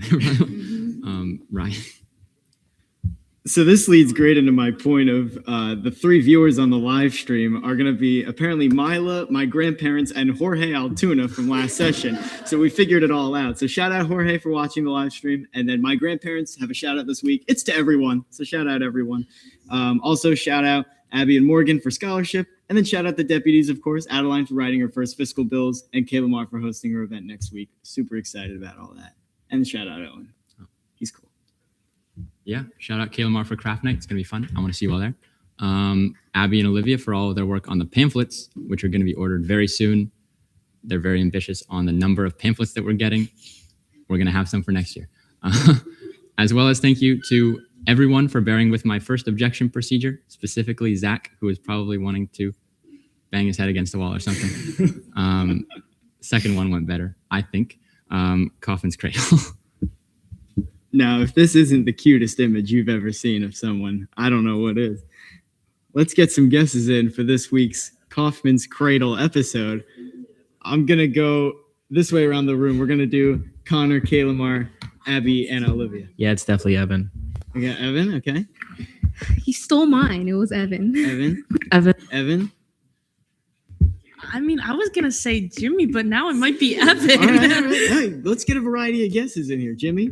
Oh, I was also gonna say Jimmy. Jimmy, okay. That's my good friend Owen Sherman right there. All right. Owen Sherman guessed every week. We got 3 for Evan, 2 for Jimmy, 1 for Owen. Gabe is, I know what he's going to say. Ashley. That's not what I thought he was going to say. You got me. Any other guesses on the cradle? Anyone on any online participation tonight? Well, I can't wait till we're back in the fall. I'm gonna get you guys to participate in this. Y'all were right. It's Evan.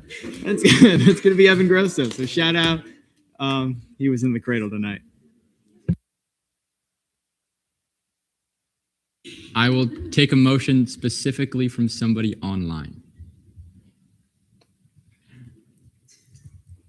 Chair Perez. There's been motion to adjourn pending final roll call. And a second. Are there any objections? Seeing none, Chair Gaudio. Hagenbuck. Reed. Present. Olivia Smith. Present. Casimiro. Present. Cabanos. Present. Wacker. Critchfield. Jane. Present. Sherman. Present. Danae Smith. Alulehi. Before I continue, I will say for the online folks, please make sure you turn your mic on if you say present. Gentile. Present. Greg. Present. Kaufman. Present. Licht. McNulty. Miller. Patel. Rashid. Present. Rubio. Thompson. El Haq. Hamakanuja. Krynova. Riggett. Here. Hader. Phillips. Beauvais. Present. Montañez. Present. Wynn. Habgood. Present. Perez. Barrios. I'm here. Grosso. Present. Jones. Matthews. Present. McGray. Marissa Medevra. Runda. Present. Sharif. Present. Simmons. Present. Vieira. Zivin. Colossus. 35 out of 45. Thank you. I adjourn this meeting at 8:07 p.m.